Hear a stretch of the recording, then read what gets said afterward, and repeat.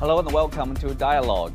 As China faces a possible new COVID surge over the Spring Festival holiday, rumors have been running rampant about the effectiveness of COVID vaccines.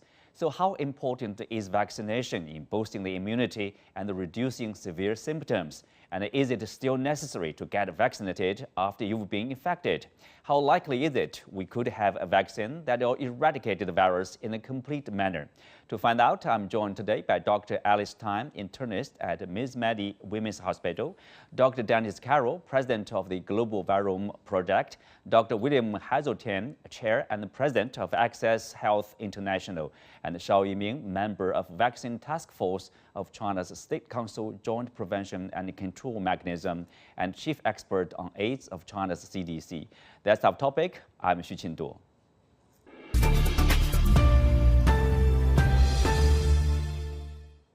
Well, thank you for joining us. We have a strong panel today to answer all the questions about vaccines and vaccination.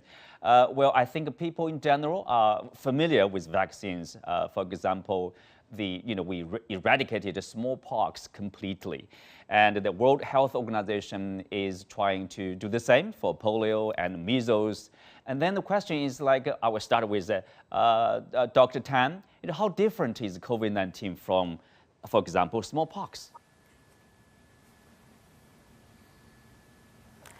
Well, COVID-19 is a different disease altogether. And the problem with COVID-19 is, of course, this virus keeps on mutating. And so we need to update the vaccine periodically or use boosters. And this is similar to, but perhaps more enhanced mutation compared to the influenza vaccine. So most people will know that the influenza vaccine formulation is updated every year for the seasonal flu.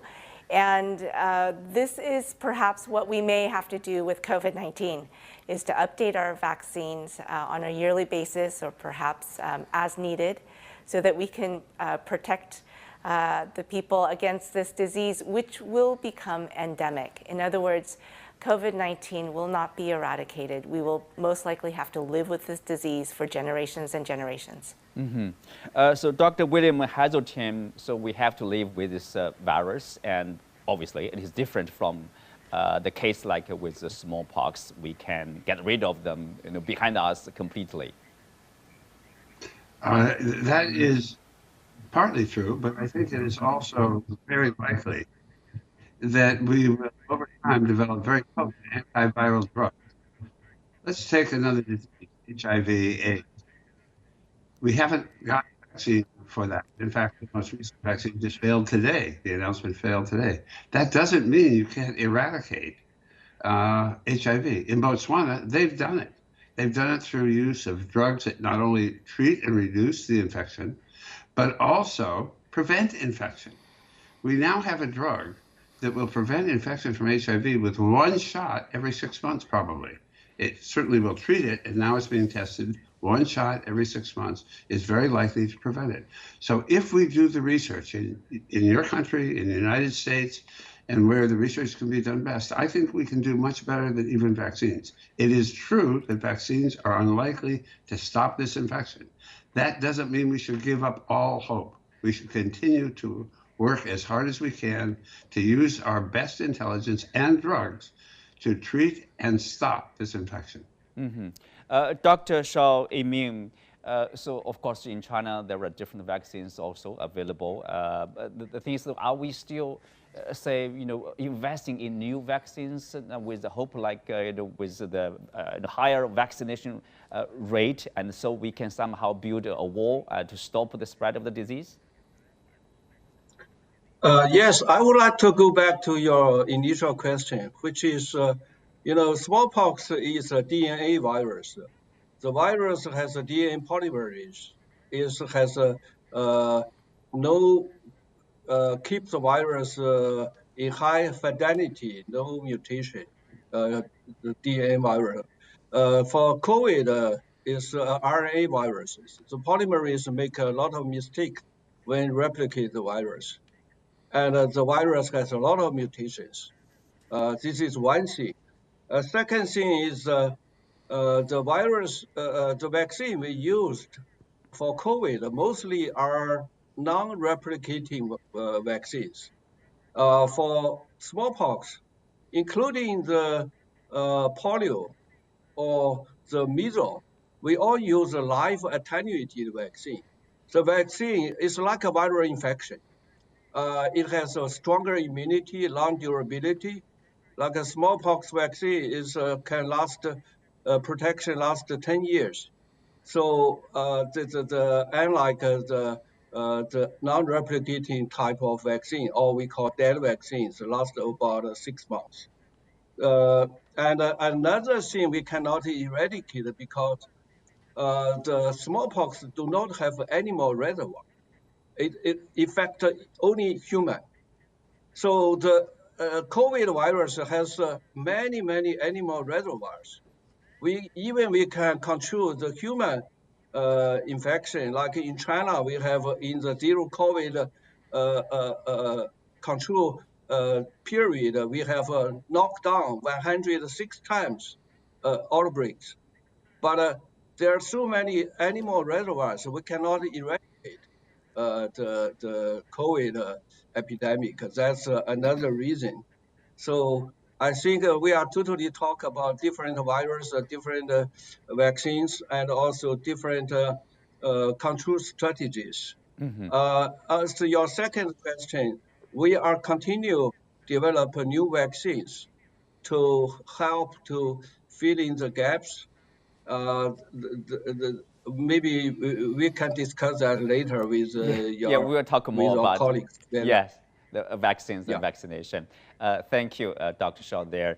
And Dr. Dennis Carroll, is it possible that we will develop a new vaccine which is safe and is so effective that with everybody basically get vaccinated and then we can stop the spread of the virus? Well, first off, thank you for inviting me to be part of this discussion. I think we've learned over the last 3 years as the coronavirus has both spread and evolved that our current ability to control this virus by way of vaccines is very limited. We know that the vaccines that we developed at the very beginning of the pandemic, in fact, protected against infection. The very first iteration of this virus, the vaccine was protective against. But the virus evolved, it continued to adapt, and the vaccines that have been generated since no longer protect against infection, but they are extremely effective in preventing severe illness and death. So the strategy and the purpose of the vaccines today is really to keep people out of hospitals, particularly the most vulnerable, high-risk populations that without a vaccination would be experiencing very severe illness and likely death. So the vaccines now allow us really to really lower mortality, but it doesn't stop the spread of this virus at all. And it will continue to evolve as long as it has the ability to spread. It's a good point, Dr. Alice Tan. We mentioned at the introduction of this discussion, in China too, there are rumors, people questioning the effectiveness of the vaccine. They say, oh, even I'm vaccinated, I still got infected. So what's the point of having vaccination? As Dr. Dennis Carroll mentioned it very clearly, it is for the purpose of preventing serious illness or, a death even. But how can we get the message through to people that you need to get vaccinated? Even you will get infected, but you will be protected. Right. Well, I think we need to present the data perhaps a little more effectively, especially to the elderly population, the people who need the vaccinations the most because they are most vulnerable to severe disease and death. I think we can let them know what the studies have shown in terms of 3 doses of Sinovac, Coronavac, say in Hong Kong, highly protective against death due to even Omicron. That is what the data show. And let them know that this has been proven among their peers. And also, I think what we can do is just use a little bit of storytelling, perhaps, to convince people who are hesitant about getting vaccination to go ahead and get the shot. For example, in my household, my grandmother was infected with COVID early on in the pandemic, and unfortunately, she ended up dying due to the disease, and this was 2 months before vaccines became available. My father is the oldest son of the family, and to this day, he feels guilty about his mother's death in a nursing home due to COVID.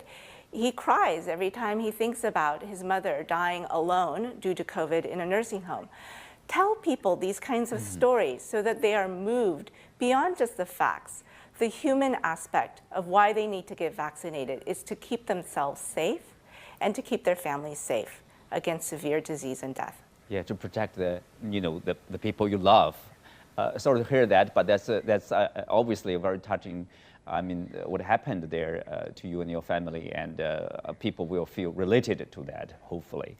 And Dr. William Hayes' team, there are different vaccines and different types of vaccines, I would say. Inactive vaccines, or active vaccines, or mRNA vaccines, some new technologies, some traditional means of producing the technology. How different are they? Well, these vaccines are actually quite different. But the question is, what's the bottom line for people? And the bottom line turns out, in the end, they're all not that different in terms of their ability to protect from serious disease and death. That's the very good news, that they may not all protect from infection against the initial strain the same way. But as you look through time, and there's been several direct comparisons between, say, mRNA and the two Chinese inactivated vaccines, very different techniques. What they found is they both had dramatic effects in reducing, at least 2 doses, dramatic effects in reducing hospitalization and death. Now, 3 doses of the Chinese vaccines were extremely effective. There is some small difference between the effectiveness of hospitalization and death between the Chinese and the mRNA vaccines. But when you actually look at it on a population basis and look at what's happening in China right now, the expectation was there would be millions of deaths because of the current wave. I actually rather doubt that. The Chinese population is relatively well vaccinated with 2 doses of the vaccines. That should protect most young people under 60 and more than half to 2/3 or even more of the elderly who are infected but vaccinated. So the message, I think, from this program should be get vaccines, get vaccinated often. I myself I'm vaccinated every 4 months, whether I've been infected or not, which I was. And I tell all my friends in my family to be vaccinated every 4 months. That might be a little excessive, but every 6 months is not. We're used to getting a flu vaccine every year. I think we'll be getting, in the future, respiratory syncytial virus, influenza virus, and COVID at least once a year, and maybe COVID vaccines twice a year. We don't know how long protection against serious disease lasts, but so far, it certainly lasts longer than protection against infection of all the vaccines, and that's really good news for people. Mm-hmm. Well, Dr. Xiao Ming, share with us your observation of this.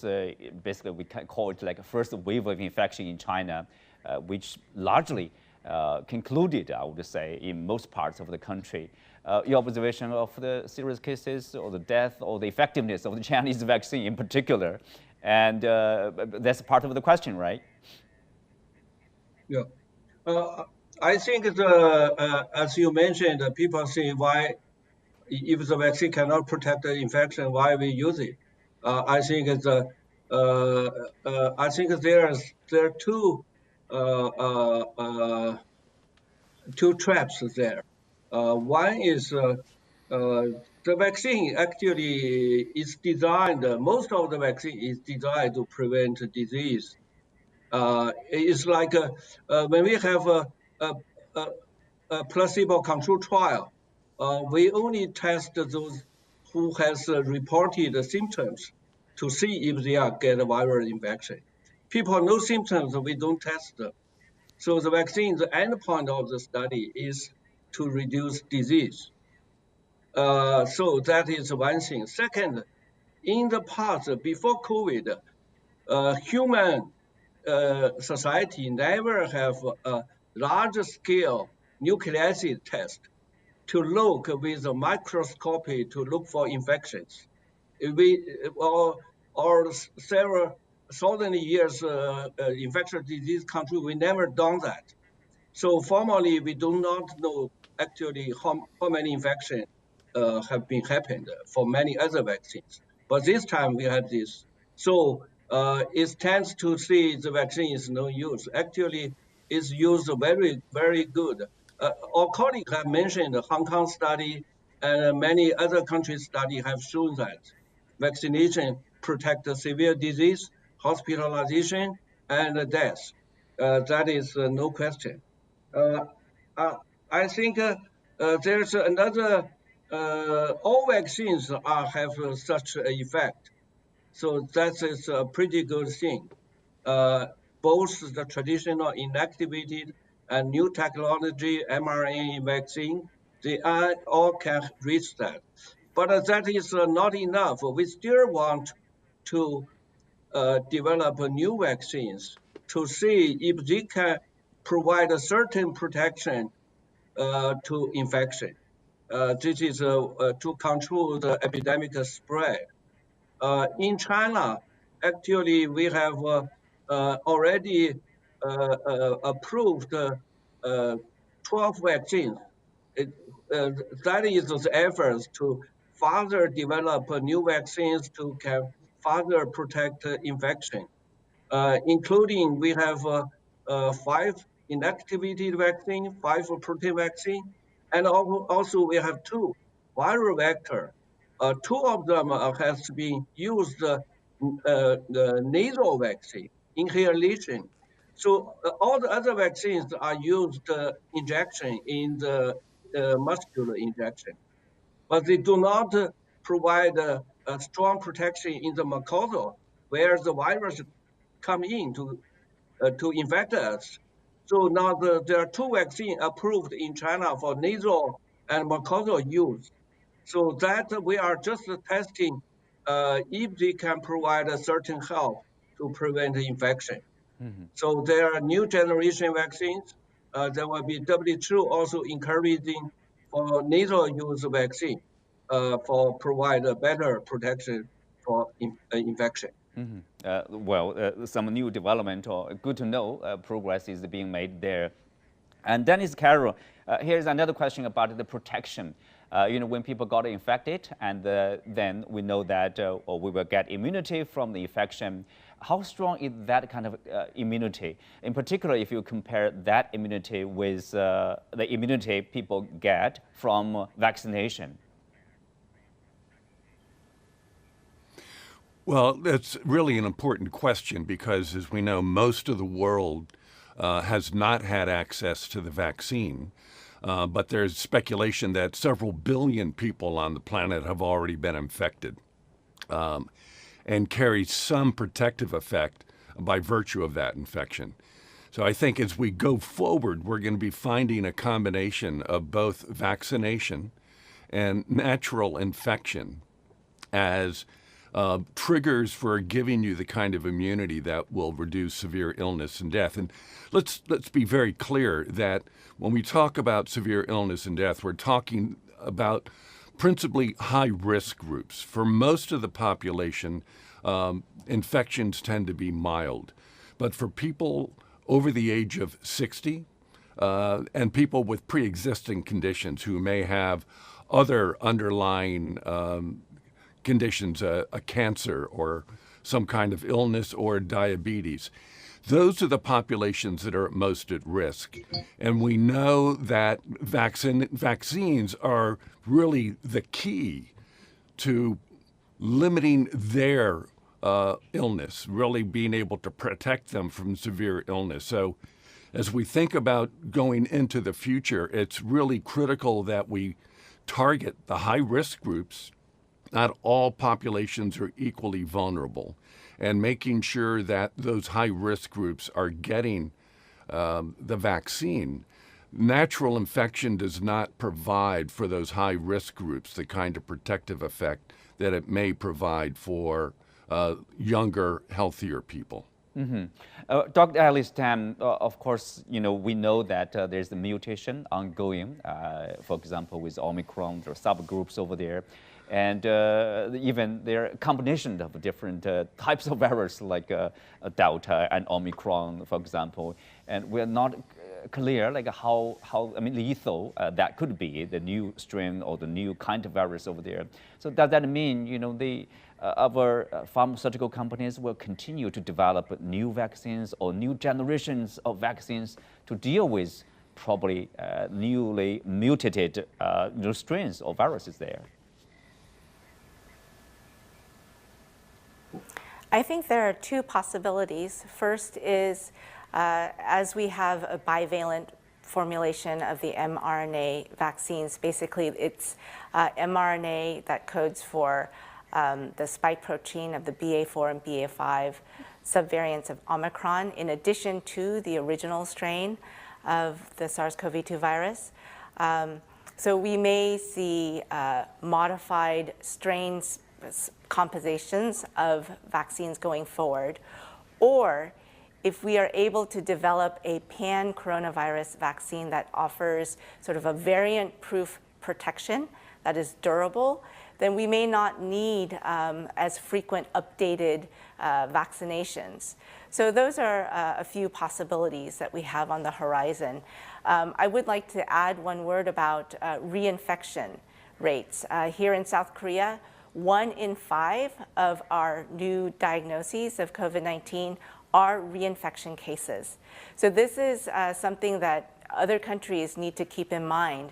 As we have more immune evasive variants and subvariants, the population that has had their first wave of infections, they may be still vulnerable to subsequent infections. And unfortunately, our data have shown that the risk of dying actually goes up by almost twofold with the second infection. And so these are all reasons to stay up to date on your vaccinations and really to do whatever you can to try to avoid getting infected.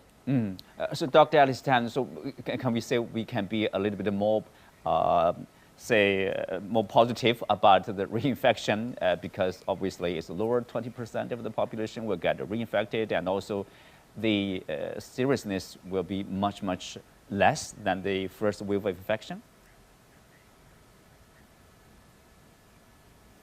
Not necessarily. Not necessarily. Not necessarily. So not necessarily will the second infection be less severe than the first. It's not guaranteed. So that's why we still need to be careful. And that's why we need to try to come up with a pan-coronavirus vaccine that gives durable protection, so we're not having to race against this virus and its mutations to try to protect our population. Well, Dr. William Hazeltine, so reinfection obviously will happen. Some people got reinfected probably for more than a couple of times, third time, a fourth time. So that's not a direct line of weaker impact on the body. So we need, that's the reason probably we need to get vaccinated frequently.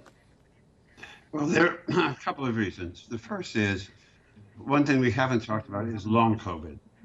And if you have been infected, even mildly, and may not even know you're infected, you might get long COVID. Whether that's 4% or 10%, it's a lot of people. And it has a serious economic effect on the workforce. It has a long-term effect, and sometimes we don't know how long COVID is going to last, at least 3 years in some cases. So I think there's a lot of reasons to avoid infection, even in young populations. The major brunt of long COVID isn't on old people, it's on people between 30 and 50. So there's a big problem with long COVID that we haven't talked about. Let me also talk about the possibility of a pan-coronavirus vaccine. That's a dream, but I think it's a dream that may never be realized, because the intrinsic nature of this virus is to reinfect an adult immunocompetent person who is recently infected. That's what this virus evolved to do for many tens of millions of years. And there are many tricks it does. It does three tricks. The first is it goes in and it suppresses your immune system. The second trick is really fast. So it gets out, in, and out of you before you can remember you've had it. And the third trick is the one we've talked about, is changing its coat. But all three of these tricks are mutating. It's getting faster, it's getting stronger, it's suppressing the immune system. So unless you have a super high concentration of protection against the exact virus that you get, this virus is going to get you. So that's why I don't think we're going to have a pan vaccine, at least with the foreseeable technology we have. That doesn't mean, and I want to emphasize this again, we have undervalued, underestimated, and underinvested in antiviral drugs. The ones we have are sort of good.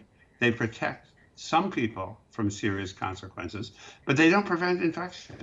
We can develop many better drugs. So we're not fighting with both hands. We're fighting with one hand. We need to fight with both hands, vaccines and drugs. And this hand is very weak at the moment. Mm-hmm. Well, both hands there. Dr. Dennis Carroll here, there's Dr. Shira Doran from the Tufts Medical Center said that we can build an immunity wall through repeated infection or repeated vaccination. But then there are worries that this can lead to blunted vaccine effectiveness or reduction in protection relative to people who are unvaccinated. Is this the case?